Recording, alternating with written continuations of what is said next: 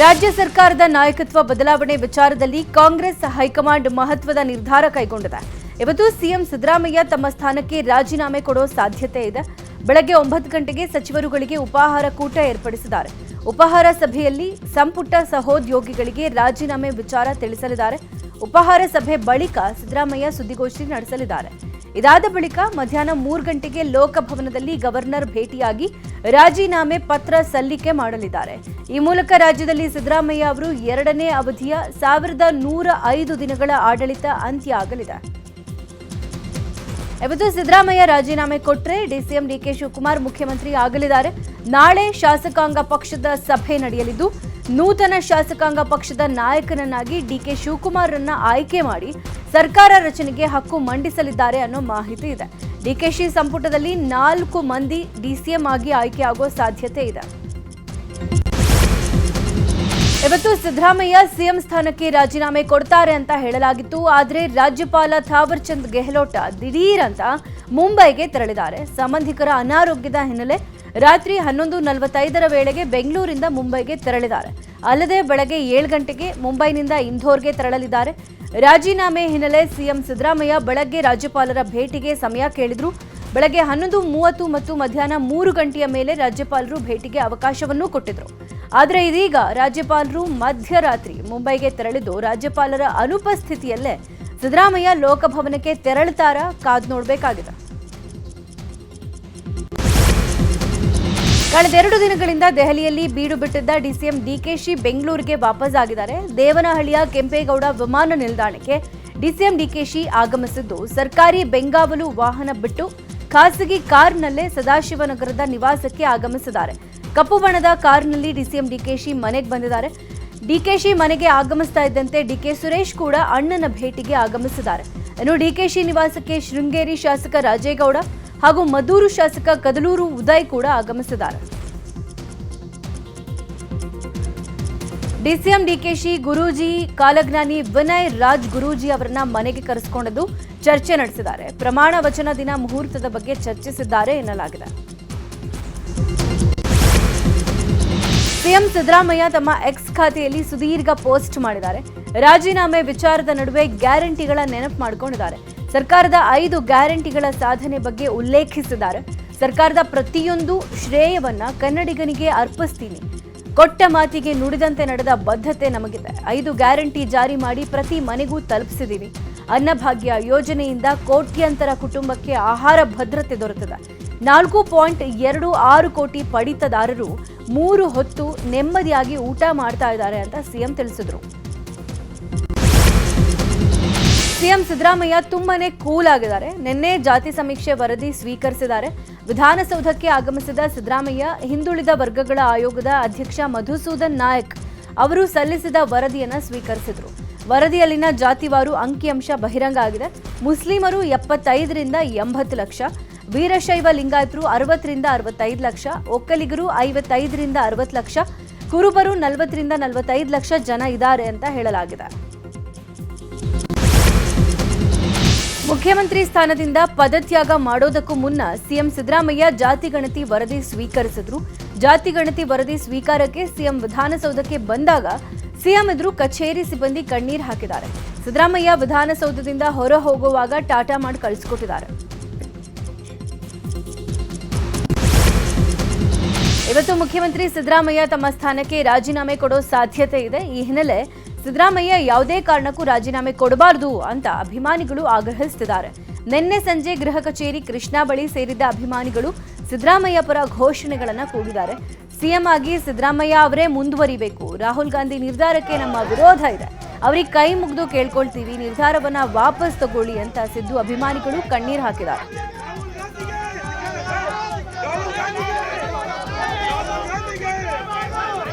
ನಮ್ಮ ನಾಯಕ ಸಿದ್ದರಾಮಯ್ಯ ರಾಜೀನಾಮೆ ಕೊಡಬಾರದು. ಒಂದ್ ವೇಳೆ ರಾಜೀನಾಮೆ ಕೊಟ್ರೆ ಮುಂದೆ ಕಾಂಗ್ರೆಸ್ ಗೆಲ್ಲಲ್ಲ. 2 ವರ್ಷ ಸಿಎಂ ಆಗಿ ಸಿದ್ದರಾಮಯ್ಯ ಅವರೇ ಮುಂದುವರಿಯಲಿ. ಮುಂದಿನ ಅವಧಿಗೂ ಕಾಂಗ್ರೆಸ್ ಗೆಲ್ಲುತ್ತೆ. ಆಗಬೇಕಾದ್ರೆ ಡಿಕೆ ಶಿವಕುಮಾರ್ ಸಿಎಂ ಆಗ್ಲಿ ಅಂತ ಸಿದ್ದರಾಮಯ್ಯ ಅಭಿಮಾನಿಗಳು ಒತ್ತಾಯಿಸಿದ್ದಾರೆ. ಆಗ್ರಹ ಏನಿಲ್ಲ ಸರ್, ಡಿಕೆ ಶಿವಕುಮಾರ್ ಬೇರೆ ಯಾರು ಅಲ್ಲ ಸರ್. ಅವರು ನಮ್ಮ ಕಾಂಗ್ರೆಸ್ ಲೀಡ್ರೆ, ದುಡಿದಿದ್ದಾರೆ, ಚೆನ್ನಾಗಿದ್ದಾರೆ. ನಮ್ಮ ಪ್ರಕಾರ ನಮ್ಮ ಸಾಹೇಬರು ಯಾವುದೇ ಕಾರಣಕ್ಕೂ ಒಂದು ಏನು ಇವತ್ತವರೆಗೂ ಒಂದು ಕಪ್ಪು ಚುಕ್ಕಿ ಇಲ್ಲ ಸರ್. ನಮ್ಮ ಪ್ರಕಾರ ನಮ್ಮ ಸಿದ್ದರಾಮಯ್ಯ ಸಾಹೇಬರು ಇನ್ನು 2 ವರ್ಷ ಅವಧಿಯಲ್ಲಿ ಪೂರ್ಣಾವಧಿ ಮಾಡಬೇಕು ಅಂತ ನಾವು ಕೇಳ್ಕೊತೀವಿ ಸರ್. ನಾಯಕ ಅಂದ್ಬಿಟ್ಟು ಸರ್ ನಾಯಕತ್ವ ಬದಲಾವಣೆ ಜಟಾಪಟಿ ಮಧ್ಯೆ ಸಿದ್ದರಾಮಯ್ಯ ರಾಜೀನಾಮೆಗೆ ಮುಂದಾಗಿದ್ದಾರೆ. ಈ ನಡುವೆ ಕಾಂಗ್ರೆಸ್ ರಾಜ್ಯ ಉಸ್ತುವಾರಿ ರಣದೀಪ್ ಸಿಂಗ್ ಸುರ್ಜೇವಾಲಾ ಸಿಎಂ ಕಾವೇರಿ ನಿವಾಸಕ್ಕೆ ಭೇಟಿ ಕೊಟ್ಟಿದ್ದಾರೆ. ಸಿಎಂ ಕಾವೇರಿ ನಿವಾಸದಲ್ಲಿ ಸಿಎಂ ಆಪ್ತ ಸಚಿವರು ಶಾಸಕರ ಜೊತೆಗೆ 1 ಗಂಟೆಗೂ ಹೆಚ್ಚು ಕಾಲ ಸಿಎಂ ಸಿದ್ದರಾಮಯ್ಯ ಜೊತೆ ಚರ್ಚೆ ನಡೆಸಿದ್ದಾರೆ. ಹೈಕಮಾಂಡ್ಗೆ ಆದೇಶ, ಪಕ್ಷದ ಹಿತದೃಷ್ಟಿಯ ಬಗ್ಗೆ ಸಿಎಂ ಜೊತೆ ಸುರ್ಜೇವಾಲಾ ಚರ್ಚೆ ಮಾಡಿದ್ರು.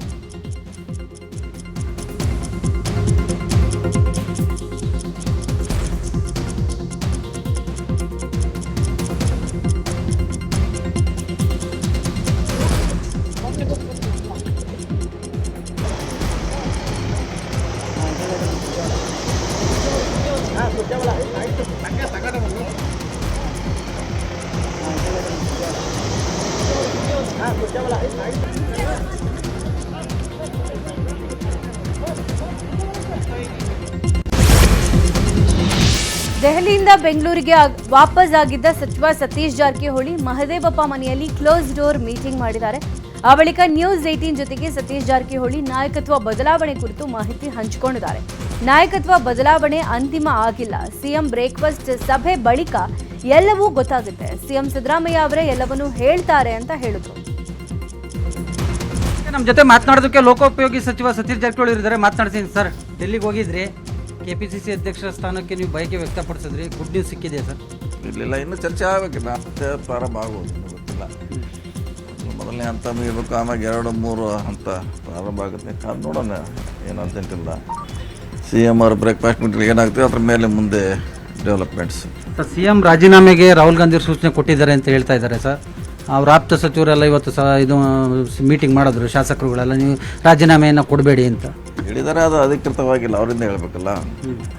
ವಾಪ ಇದೆ, ನಾಳೆ ಅಂತಿಮವಾಗಿ ಅವರೇ ಅದನ್ನೇ ಬಹಿರಂಗ ಪಡಿಸ್ತಾರೆ. ಆವಾಗ ಅದಕ್ಕೆ ಮುಂದೆ ಯಾವ ದಾರಿಯಲ್ಲಿ ಚರ್ಚೆ ಮಾಡಬೇಕು, ಹೋಗ್ಬೇಕು ಅನ್ನೋದು ಸ್ಪಷ್ಟ ಆಗುತ್ತೆ. ಸರ್, ಒಂದು ವೇಳೆ CM ಸಿದ್ದರಾಮಯ್ಯನವರ ರಾಜೀನಾಮೆ ಆದರೆ ಅದನ್ನು ನೀವು ಒಪ್ಕೊಳ್ತೀರಾ ಸರ್ ಈ ಹಂತದಲ್ಲಿ?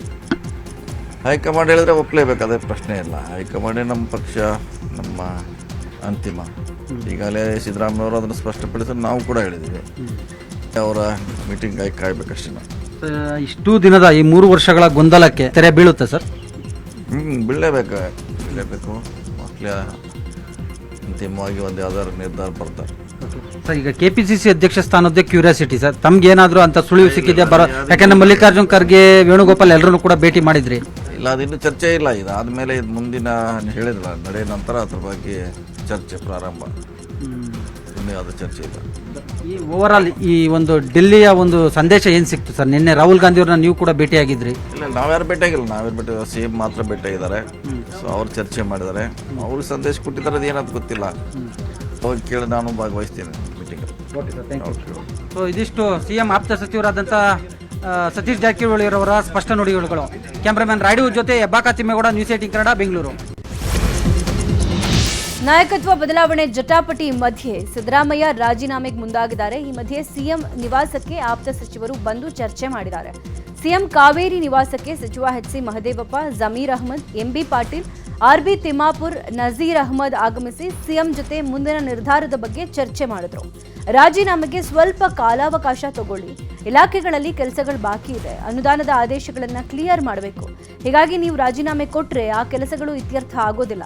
ಹೀಗಾಗಿ ಹೈಕಮಾಂಡ್ ಬಳಿ 2 ತಿಂಗಳು ಕಾಲಾವಕಾಶ ತೆಗೆದುಕೊಳ್ಳಿ ಅಂತ ಮನವಿ ಮಾಡಿಕೊಂಡಿದ್ದಾರೆ.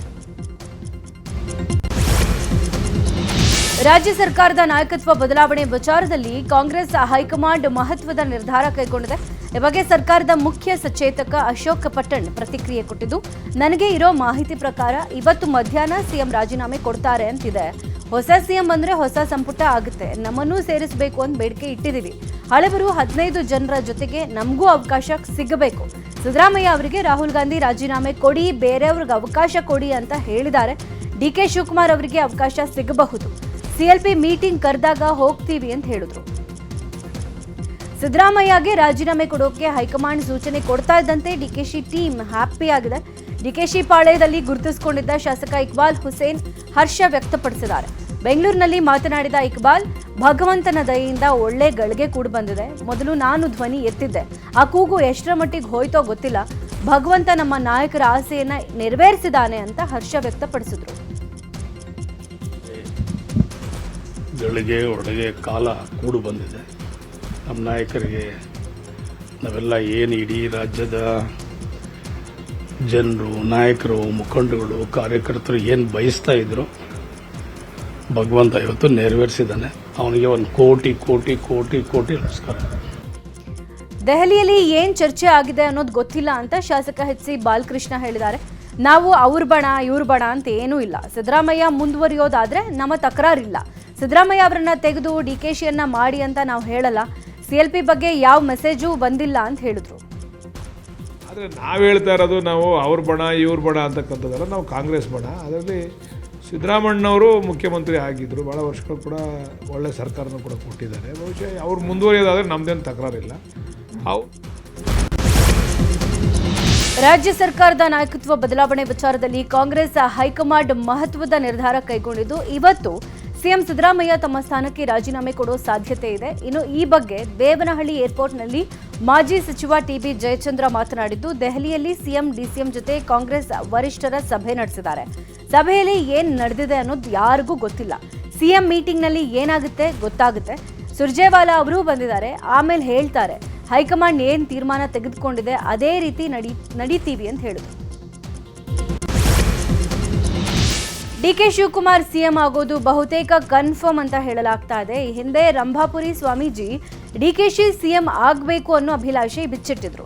ಈ ವಿಚಾರವಾಗಿ ರಂಭಾಪುರಿ ಪೀಠದ ಡಾಕ್ಟರ್ ವೀರ ಸೋಮೇಶ್ವರ ಜಗದ್ಗುರುಗಳು ಪ್ರತಿಕ್ರಿಯೆ ಕೊಟ್ಟಿದ್ದು, ರಾಮನಗರದಲ್ಲಿ ನಾವು ಹೋದಾಗ ಡಿಕೆಶಿ ಸಿಎಂ ಆಗಬೇಕು ಅಂತ ಹೇಳಿದ್ವಿ. ಈಗ ಮಾತು ಸತ್ಯ ಆಗ್ತಾ ಇದೆ. ಸಿಎಂ ವಿಚಾರವಾಗಿ ಆ ಪಕ್ಷದ ರಾಷ್ಟ್ರೀಯ ನಾಯಕರು ಉತ್ತಮವಾದ ನಿರ್ಣಯವನ್ನ ತೆಗೆದುಕೊಂಡಿದ್ದಾರೆ. ಈ ಹಿಂದೆಯೇ 2.5 ವರ್ಷ ಅನ್ನೋ ಒಪ್ಪಂದ ಆಗಿತ್ತು. ಅದರಂತೆ ಸಿದ್ದರಾಮಯ್ಯ ಈಗ ನಿರ್ಗಮಿಸ್ತಿದ್ದಾರೆ. ಆ ಸ್ಥಾನಕ್ಕೆ ಡಿಕೆ ಶಿವಕುಮಾರ್ ಆಯ್ಕೆ ಮಾಡಿರುವುದು ಸಮಂಜಸ. ಯಾರೇ ಆಡಳಿತ ಮಾಡಿದ್ರು ಸರ್ವ ಜನಾಂಗದ ಒಳಿತಿಗಾಗಿ ಮಾಡಬೇಕು ಅಂತ ಹೇಳಿದ್ರು. ಸಿಎಂ ಸಿದ್ದರಾಮಯ್ಯ ರಾಜೀನಾಮೆ ವಿಚಾರ ಮುನ್ನೆಲೆಗೆ ಬಂದ ಹಿನ್ನೆಲೆ ಸಚಿವ ಜಮೀರ್ ಅಹ್ಮದ್ಗೆ ಉಪಮುಖ್ಯಮಂತ್ರಿ ಸ್ಥಾನ ಕೊಡಿ ಅನ್ನೋ ಬೇಡಿಕೆ ಹೆಚ್ಚಾಗ್ತಾ ಇದೆ. ಹಾವೇರಿಯ ಶಿಗ್ಗಾವಿಯಲ್ಲಿ ಹೆಸ್ಕಾಂ ಅಧ್ಯಕ್ಷ ಅಜ್ಜಂಪೀರ್ ಖಾದ್ರಿ ಜಮೀರ್ ಅಹ್ಮದ್ ಪರ ಬ್ಯಾಟಿಂಗ್ ಮಾಡಿದ್ದಾರೆ. ಜಮೀರ್ ಅಹ್ಮದ್ ಡಿಸಿಎಂ ಆದರೆ ಮೊದಲು ಖುಷಿ ಪಡೋನೆ ನಾನು. ಡಿಸಿಎಂ ಹುದ್ದೆಗೆ ಜಮೀರ್ ಅಹ್ಮದ್ ಅರ್ಹ ನಾಯಕ. ಇದರ ಜೊತೆಗೆ ಸತೀಶ್ ಜಾರಕಿಹೊಳಿ ಕೆಪಿಸಿಸಿ ಅಧ್ಯಕ್ಷರಾಗಲಿ, ಅದರಿಂದ ಪಕ್ಷಕ್ಕೆ ದೊಡ್ಡ ಮಟ್ಟದ ಲಾಭ ಆಗುತ್ತೆ. ಸಾಮಾಜಿಕ ನ್ಯಾಯದ ಆಧಾರದ ಮೇಲೆ ಹಾವೇರಿ ಜಿಲ್ಲೆಗೆ ಒಂದು ಸಚಿವ ಸ್ಥಾನ ಕೊಡಬೇಕು ಅಂತ ಆಗ್ರಹಿಸಿದ್ರು. ಸಿಎಂ ಬದಲಾವಣೆ ವಿಚಾರವಾಗಿ ಶಿವಮೊಗ್ಗದಲ್ಲಿ ಬಿಜೆಪಿ ರಾಜ್ಯಾಧ್ಯಕ್ಷ ವಿಜಯೇಂದ್ರ ಪ್ರತಿಕ್ರಿಯೆ ಕೊಟ್ಟಿದ್ದಾರೆ. ದಕ್ಷಿಣ ಭಾರತದಲ್ಲಿ ಕಾಂಗ್ರೆಸ್ ಅವನತಿ ಆರಂಭ ಆಗಲಿದೆ. ಈ ಎಲ್ಲ ಬೆಳವಣಿಗೆಯನ್ನ ದೇಶದ ಜನ ಗಮನಿಸ್ತಿದ್ದಾರೆ. ಸಿದ್ದರಾಮಯ್ಯ ನಂತರ ಮುಂದೆ ಸಿಎಂ ಯಾರಾಗ್ತಾರೆ ಅನ್ನೋ ತಿಳಿದಿಲ್ಲ. ಆದರೆ ಯಾರೇ ಆದರೂ ಈ ಸರ್ಕಾರ ಬಹಳ ದಿನ ಉಳಿಯೋದಿಲ್ಲ ಅಂತ ಹೇಳಿದ್ರು. ಇನ್ನು ಇದೇ ವಿಚಾರವಾಗಿ MLC CT ರವಿ, ಛಲವಾದಿ ನಾರಾಯಣಸ್ವಾಮಿ, ಶೋಭಾ ಕರಂದ್ಲಾಜೆ ಕೂಡ ರಿಯಾಕ್ಷನ್ ಕೊಟ್ಟಿದ್ದಾರೆ. ಸಿಎಂ ಸಿದ್ದರಾಮಯ್ಯ ಪದತ್ಯಾಗ ಮಾಡದಂತೆ ಆಗ್ರಹಿಸಿ ಬೆಂಬಲಿಗರು ಇವತ್ತು ಪ್ರತಿಭಟನೆ ಮಾಡಲಿದ್ದಾರೆ. ಸಿಎಂ ಸ್ಥಾನಕ್ಕೆ ರಾಜೀನಾಮೆ ಕೊಡದಂತೆ ಒತ್ತಾಯಿಸಿ ಯಾದಗಿರಿಯಲ್ಲಿ ಸಿದ್ದರಾಮಯ್ಯ ಪರ ಬೆಂಬಲಿಗರು ಹೋರಾಟ ಮಾಡಲಿದ್ದಾರೆ. ನಗರದ ಸುಭಾಷ್ ವೃತ್ತದಲ್ಲಿ ಪ್ರತಿಭಟನೆ ನಡೆಯಲಿದೆ.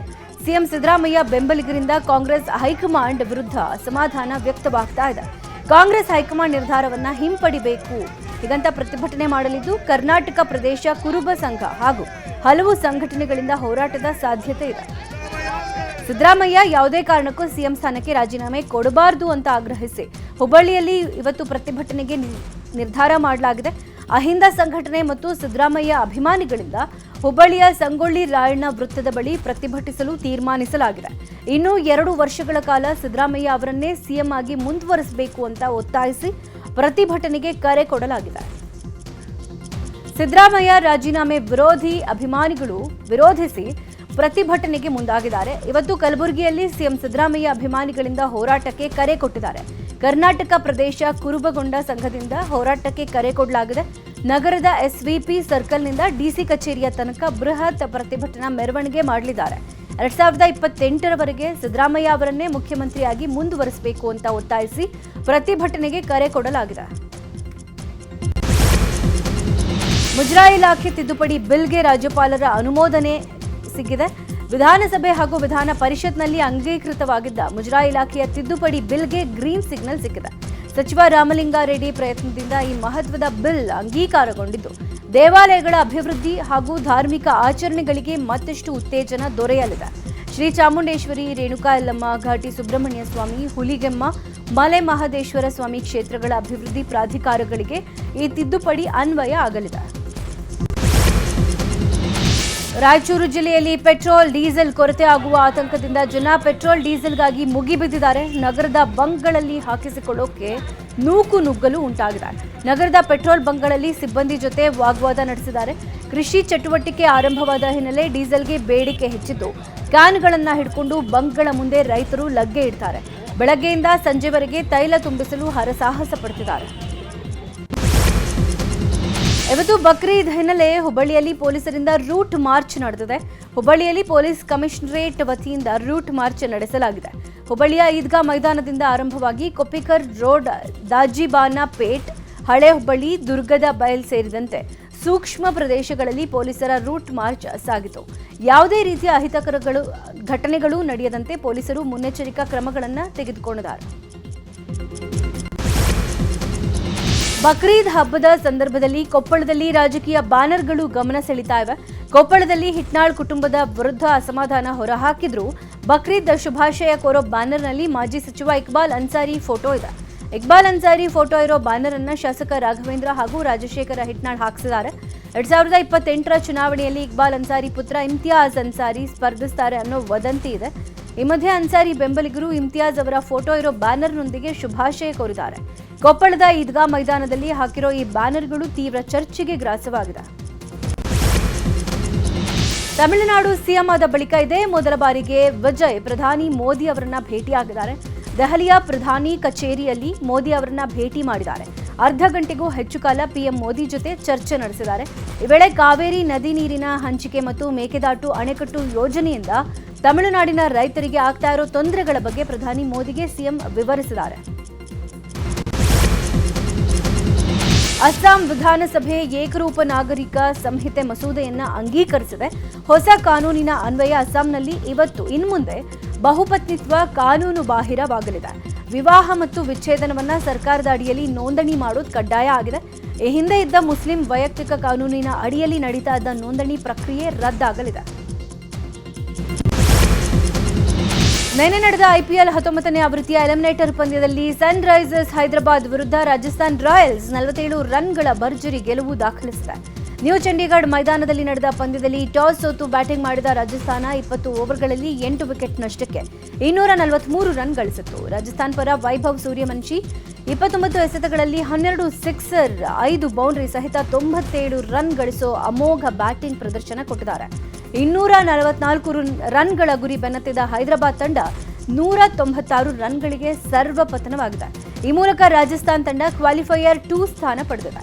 ಮೇ 29ರಂದು ಗುಜರಾತ್ ವಿರುದ್ಧ ರಾಜಸ್ಥಾನ್ ಸೆಣಸಾಟ ನಡೆಸಲಿದೆ.